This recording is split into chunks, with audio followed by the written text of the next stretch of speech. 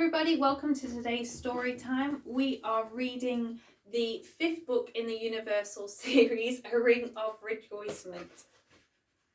Are you ready, Patch? Yes. A place to call home. Ali's footsteps chimed on the wooden steps as she walked up to the front door. Her heart was beating faster, not with fear of what lay behind the door, but with pure anticipation, excitement about the memories which protected and nurtured her very own treasure box.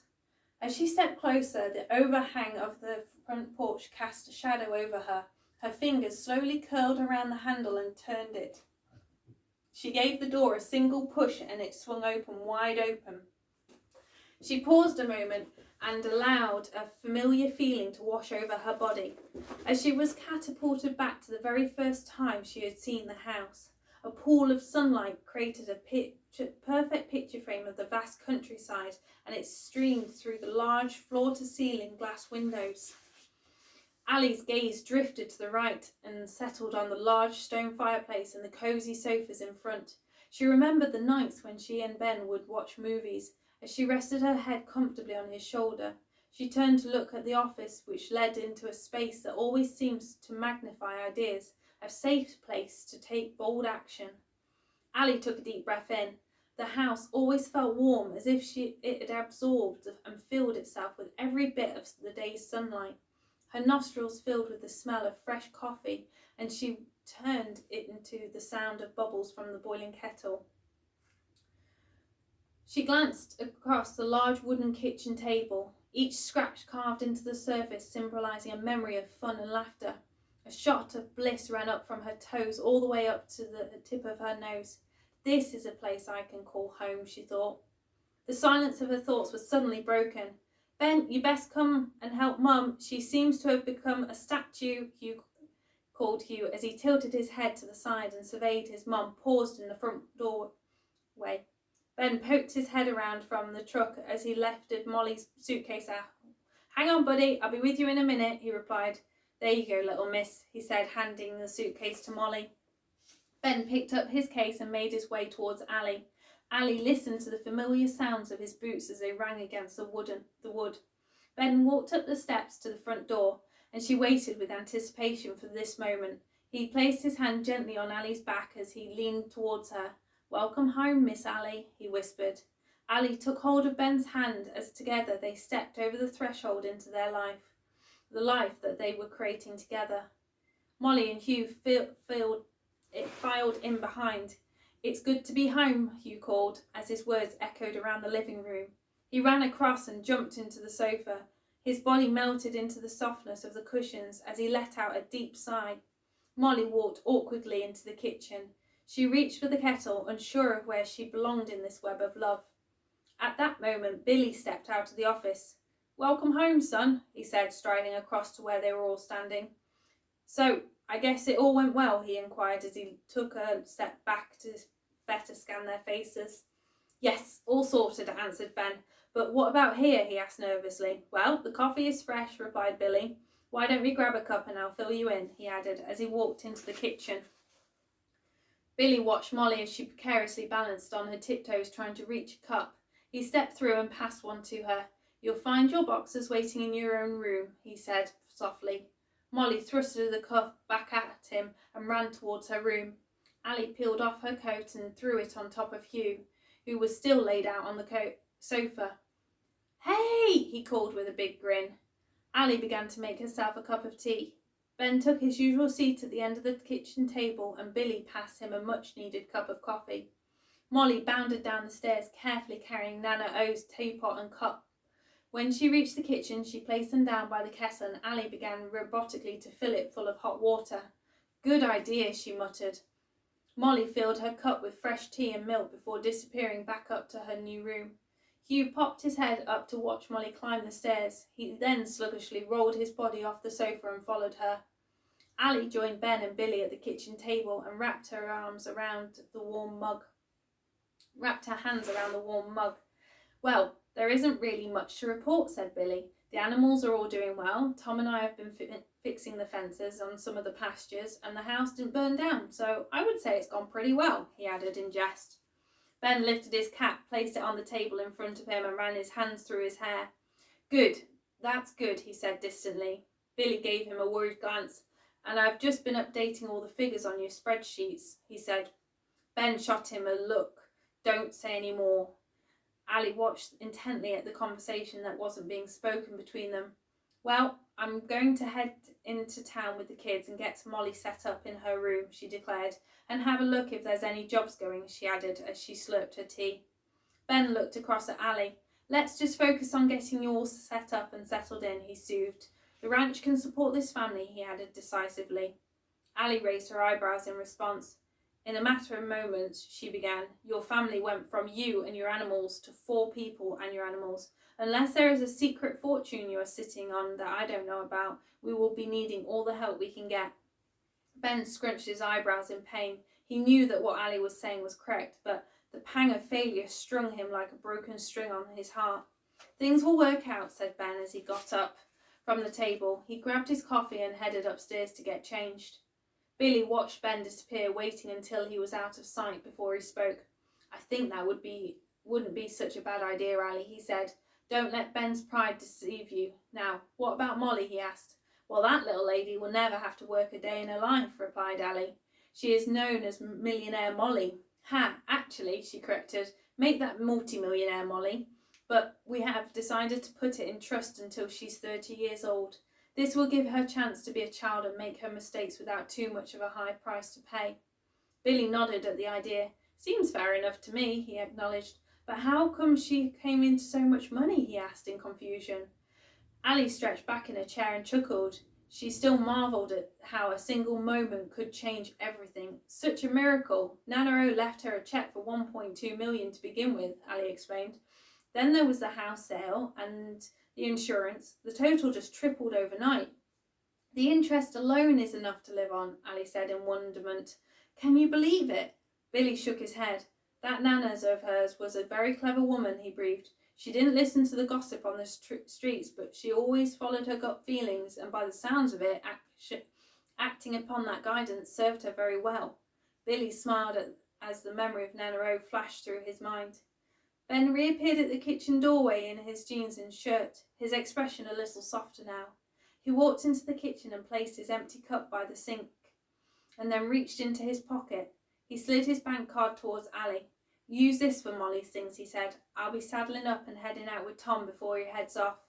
Ben kissed Ali on top of her head before heading out towards the front door and slipping on his boots. As he stepped out of the front door, Billy and Ali listened intently to the clicking of it closing. Ali continued to watch him walk towards the barn through the kitchen window. Ali slowly picked the card up off the table and twirled it around in her fingers. She scowled. This isn't going to happen again, she muttered decisively as she slid the card into her pocket. I'll be contributing too, she said as she got up from the table. Billy raised his eyebrows but stayed silent. He knew that anything he would say next would be the wrong thing. Ali walked with determination across the wooden floor towards the stairs. As she climbed each step, the sound of Molly and Hugh got louder. Ali slowly pushed Molly's bedroom door open. Molly was putting her blue dress on a hanger and placing it in her wardrobe. Hugh lay lazily on her bed with his feet resting against the wall. How are you getting on? Ali asked as she perched on the edge of the bed. Hugh sneakily shuffled closer and placed his head on Ali's lap. Ali instinctively began to play with his hair. Nearly all unpacked, answered Molly as she threw an empty box through the doorway and onto the landing. Well, I was thinking that we'd best go into town to pick up a few things to really make this room more your own, answered Ali. You too, Hugh, she added, seeing as this is the place we are going to be calling home from now on. Hugh glanced up at Ali. Shouldn't we have brought our stuff from England then as well? He inquired. Ali winced. She knew he was right, but she just didn't have the strength to pack up another house at that moment. Probably, she mumbled. It was the best response she could muster up. We'll do that the next time we're back. Molly came and joined Ali and Hugh on the bed. She looked around the room, trying to imagine what she wanted. Maybe a few picture frames and a lamp, she suggested. Oh, and some new curtains would be great, Molly finished as the scene in her mind became clearer. Right then. Everyone in the truck, Ali declared. She nearly knocked Hugh off the bed as she stood up.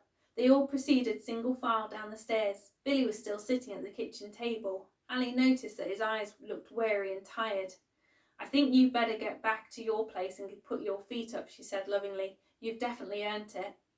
Billy smiled weakly. It'd been a bit of a shock to the body, to be honest, he confessed. "I forgot what it was like to run this place. It's a lot more efficient than when I had it, but there is always something to be done," he said as he got up from the table. Ali nodded her acknowledgement. Hugh took hold of Ali's hand and he began to pull her towards the front door. "Come on, Mum," he urged. "It's time to go." Ali surrendered as she let Hugh lead her to the truck. Molly followed closely behind. They all climbed into the truck and Billy got into his. Billy pulled away first and he drove down the driveway. He glanced in the rearview mirror and saw Ben gave him a single wave of his hat before the sight of Ali's truck filled his view. Ben walked back into the barn with his hands pushed deep into his pockets. He walked over to Firefly, who was tied up outside her stable. Her saddle and bridle were already on, ready for the ride. He gently placed his hand on her hindquarters and ran his fingertips through her soft hair, but his gaze cast downwards. He took in a slow breath and felt the weight of reality weave a rope around his chest. As Tom entered the barn, he saw the solemn silhouette of Ben. "That is a big bag of troubles you've got there in your saddlebag," he said sympathetically. Ben glanced at Tom, but wasn't able to force a smile. "Just some changes that need to be made," he answered heavily. "But I just don't know where to start. There seems to be so much to do and I can't find a starting thread on the end of this rope. So how will I begin threading a new life?" Tom walked across and placed a hand on Ben's shoulder. "Well, doing nothing definitely isn't the answer," he declared. "It doesn't matter what you do, though. Just do something, then let the momentum lead you on to the next step. Do what is in front of you and stop trying to change your whole life. Just change a day," he finished wisely. "Now, come on, it's been a while since we have ridden together." Tom untied Red Rock, slipped his foot into the stirrup and climbed up onto the horse. Ben untied Firefly and did the same. "Well, if that's the case," said Ben, feeling a little brighter, "I'd better assess the damage you've done to see what I need to repair," he said jokingly. "Ha!" responded Tom in retaliation. "This ranch has never looked so good." The two friends laughed as they alerted Firefly and Red Rock with a squeeze of their legs. The sound of horses' hooves rang around the barn. They steered the horses towards the gate and Ben reached down to swing it open. He felt his mind begin to settle as the scenery soothed his soul once more. With each step he took, Ben imagined one of his troubles falling out of his saddlebag and onto the ground, for Mother Nature to do what she does best, transform them into something beautiful. Tom watched as the lines of Ben's face began to disappear. "Best medicine there is, nature," he mused. "It cures most problems if you let it," he added wisely, as he casually held the reins across the saddle horn. "You're not wrong there," smiled Ben in agreement. The horses began to climb up the hill as they followed one of the paths made by the animals. Tom pointed out the work that he and Billy had been doing whilst Ben had been away. Ben listened intently as his gaze fell on the fencing, the new water system that had been built, and the repairs to one of the holding pens. He folded his arms and leant on his saddle horn. Firefly came to a stop as she reached the brow of the hill. The view suddenly opened up to a great expanse of breathtaking, beautiful countryside. Tom fell silent as they both became captivated by the enchanting view in front of them. "There are some places on this planet where Mother Nature puts on her grandest of shows," said Ben with appreciation. Tom slowed his horse to a stop alongside Ben. "Mate, we are the luckiest and richest people alive to have this piece of heaven to come to whenever we want," he added gratefully. Ben gently squeezed his legs against Firefly, a signal for her to continue. They made their way down to the other side of the hill, towards the river. Each hoof print left a stamp of happiness on the land. Suddenly something caught Ben's attention. He watched it as a shadow moved out of the other side of the river. He held his breath as the figure began to make its way towards the water's edge. The sunlight fell on the shadow and illuminated its golden brown fur. A beautiful stag cautiously made its way. Its head turned left and right, surveying for danger, as it joined by a deer and their grown fawn.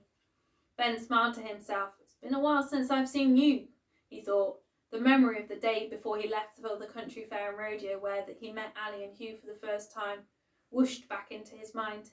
What news do you bring me this time? He pondered. Well, I'll be, whispered Tom as he continued to ride to the river's edge. The horses bent gratefully to take a drink. Tom playfully tapped Ben on the shoulder in approval. The stag and deer suddenly looked up and they turned and leapt gracefully back into the cover of the trees. Come on, said Ben. We best be looping back to the ranch to make sure there isn't a truck arriving full of Ali, Hugh and Molly's shopping, he added cheekily. Last one there does the evening chores, shouted Tom as he spun Red Rock round and started to canter back up the hill. Ben slowly turned Firefly around. He'll never learn, said Ben as he started on a different path back to the ranch. As Red Rock began to fly, Tom pushed his hat further down on his head. Come on, Red Rock, we've got it this time, he yelled excitedly, as they leapt over the top of the hill and continued to canter down the other side. Tom's heartbeat quickened as the gate came into view. No way, he said in confusion. It's not possible. He slowed Red Rock back to a trot and glared at the figure on horseback already opening the gate.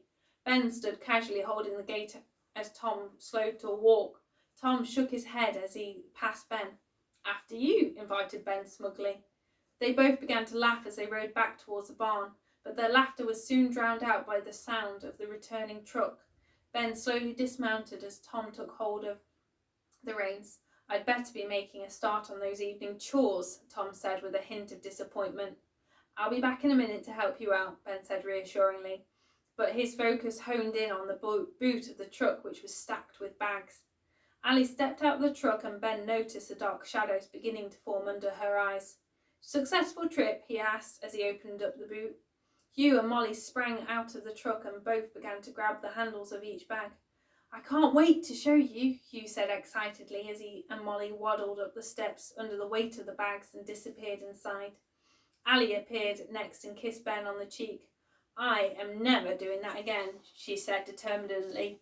There isn't enough tea in the country to make me want to shop like that. Ben smiled sympathetically before heaving the remaining bags out of the back. Ali followed tiredly, grabbed the last few. They both made their way inside. Hugh slid across the living room floor on his socks and took some bags from Ben.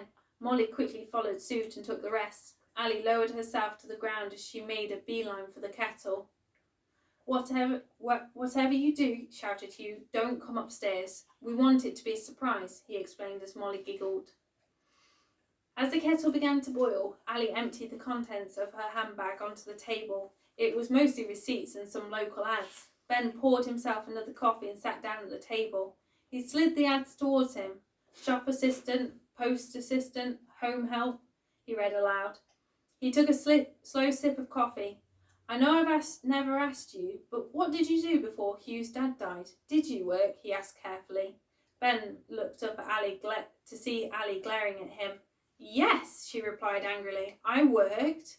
Hey, replied Ben, don't take offence. Being a mom is a full-time job. Don't I know it, Ali replied defensively.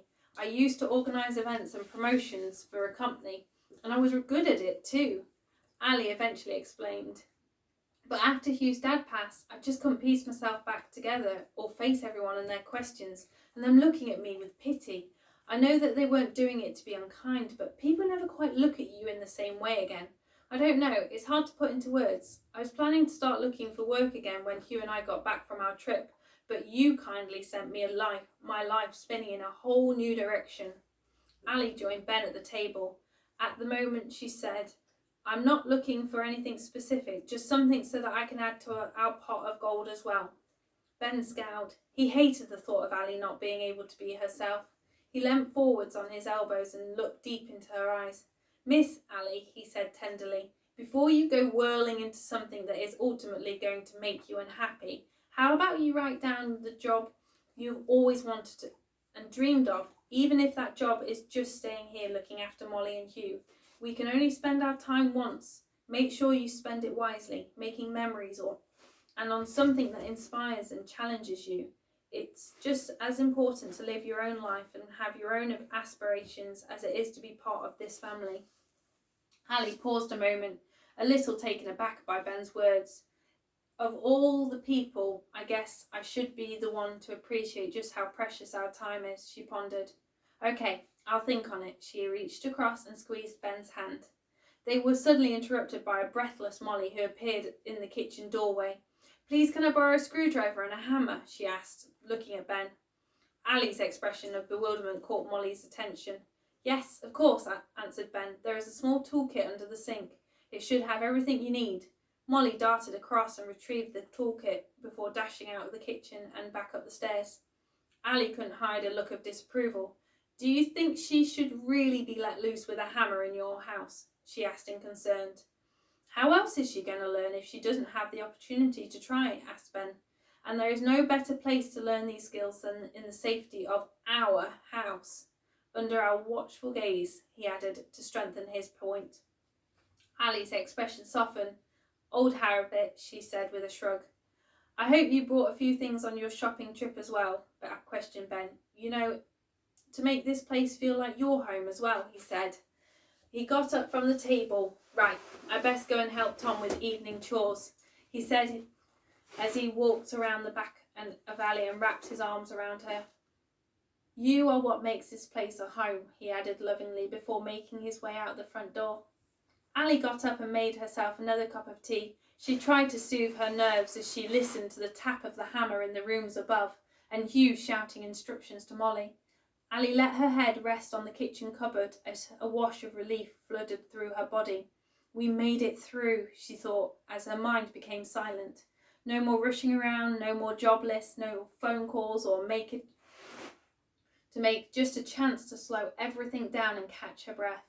But she suddenly winced as she heard a large thud upstairs in a voice very similar to Hugh's. Ah! He cried. Ali peeled herself off the cupboard and walked across to the bottom of the stairs. Is everything all right up there? She asked, not sure if she wanted to know the answer. Yeah, confirmed Molly. But don't come up. It's just you being a pansy, she explained. I don't want any hospital trips today, Ali said more sternly. Hugh suddenly appeared at the landing banister. Look, he said, as he twirled around, all limbs still attached. Ali raised her eyebrows in warning before making her way back to the kitchen. She picked up her cup of tea and walked out of the back door towards the little stream at the bottom of the garden. She took a seat in her favourite spot and pondered Ben's word. Meanwhile, Hugh made his way back into Molly's room to continue helping her string up the fairy lights around the ceiling. I want it to look like the ceiling is covered in loads of stars, explained Molly. Hugh handed Molly another set of lights. I think you'll achieve that, he said sarcastically as he went back into hammering a piece of wood onto the wall to complete the wooden frame. He climbed down off Molly's bed and rummaged through the bags that were sprawled out across the floor. Which bags are the stickers in? He asked as he discarded yet another bag. The blue one, Molly confirmed as she hung up the final fairy light. Now for the big test, she said as she plugged them in and switched them on. Molly shut the curtains and Hugh paused a moment. They both looked up. The room descended into magic. Oh, gasped Molly. They look amazing. She jumped up and down and waved her arms in the air. Such a good idea, beamed Hugh. He finally found the stickers and stood up. They both whirled around the room as if they were flying through the universe. Come on, he instructed. Let's do the last bit. He pounced up onto Molly's bed and wrote inside the frame using the stickers to form the words, Molly's Map of Dreams. Molly hugged Hugh. Thank you, she cried with pure gratitude. I couldn't have done it without you, she added kindly. We're the dream team, Hugh confirmed as he hugged her back. Now, come on, let's do my room before Mum and Ben get back. And then we can do the grand unveiling. Hugh drew the curtains back and the room was once again illuminated with sunlight. He glanced down and saw Ben and Tom walking across from the stables to the house. Well, I couldn't thank you enough, Ben said as he stopped up by the side of Tom's truck. He held out his hand. Any time, mate, answered Tom easily. Just get our names down for some of those radios for this season, he said as he shook Ben's hand firmly. Ben nodded in agreement. I'll get that done this week, he confirmed. Tom slid into the driver's side of the truck and started up the engine. Ben took a step back just as Ali appeared from around the side of the house. She joined him and slid her hand around Ben's waist. They both waved as Tom steered his truck down the driveway. Ben took Ali's hand and they both turned to face the house. Well, it's still standing, said Ben playfully. So things can't have gone that wrong. I think Hugh will have a few bruises in the morning, answered Ali with a wink. They both started to walk towards the front door, their footsteps in time. Ben reached forward and opened the door to allow Ali to step through first. They were suddenly greeted by Hugh and Molly, who were standing there with large grins on their faces. "We're ready," they said in unison. Ali and Ben looked at each other. "Lead the way," said Ben, gesturing towards the stairs. As they all filed up, Ali and Ben could see that both bedroom doors were closed. Molly stood outside her door and slowly reached for the handle. "Welcome to my new bedroom," she announced proudly as she gave the door a gentle push. Ali was the first to walk in, quickly followed by Ben. They looked around the room as Molly joined Ben by his side. "Oh, Molly, it's wonderful," declared Ali as her hands flew to her mouth in shock. Ben placed a hand on Molly's shoulder and gave it a squeeze. He took in the new bed sheets, curtains, Molly's map of dreams, the fairy lights and the rug on the floor. "I think I'll move in here instead," he declared, clearly impressed. "And you can have my room." Molly hugged him tightly. You're not mad with me for changing things?" she asked in concern. Ben knelt down and took Molly in his arms. "No," he reassured her. "You have made me the happiest man alive," he added as he kissed her on the forehead. "Okay, my turn," Hugh said impatiently. Ali gave Molly a proud smile and then turned to Hugh. "All right, monkey, let's see what you've created." Ali proceeded to follow Hugh back out onto the landing as he shoved his door open with great excitement. "Ta-da!" he declared as he stepped inside.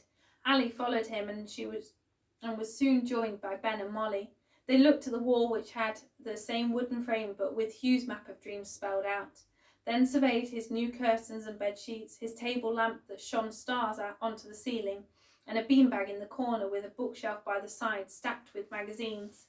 "Hugh, I hope you keep it as clean and tidy," said Ali cheekily. Ben pulled the curtains close and lay on the centre of the floor. Hugh flopped down too. "Look," Hugh instructed.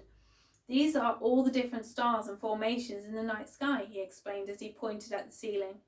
"Maybe," mused Ben, "one of these nights we could light the fire pit, drink hot chocolate out in the garden and see if we can find any of them." "That would be brilliant," answered Hugh eagerly. "Come on, Molly," Hugh said suddenly. "Let's go and see Firefly and Red Rock. I've missed them so much." He sprang to his feet, grabbed Molly's hand and pulled her towards the stairs. Ben continued to look up at the ceiling. For just a moment, every part of him shone with pure joy and pride.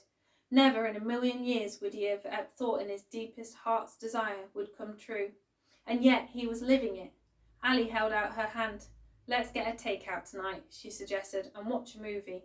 The tiredness of the trip was getting harder to suppress. Ben slowly got to his feet. "You unpack," he said, "and I'll order the food."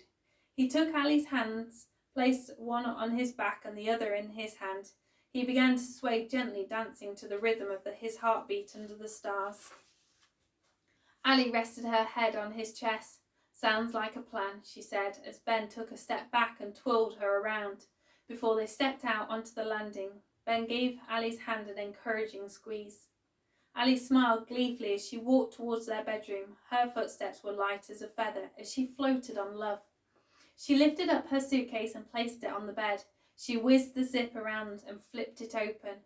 She took out her clothes and other items and placed them back where they belong. As she put the pieces of her new life back together, she knew that nothing could ever break this picture. As she stepped out into the ensuite, she heard the sound of Hugh running up the stairs, soon followed by a "Geronimo!" as he flung his duvet over the banister. It fell to the living room floor as Ali heard a sweet "And mine too" call up from the stairs. Hugh disappeared into Molly's room and did the same with her duvet. Ali began to hum contentedly as her happiness started to bloom. She somehow knew that everything was going to be all right. She studied her reflection in the mirror. For all the tests, trials and lessons life had brought so far, they had made it, and now was the moment for them to receive the gifts for all their hard work.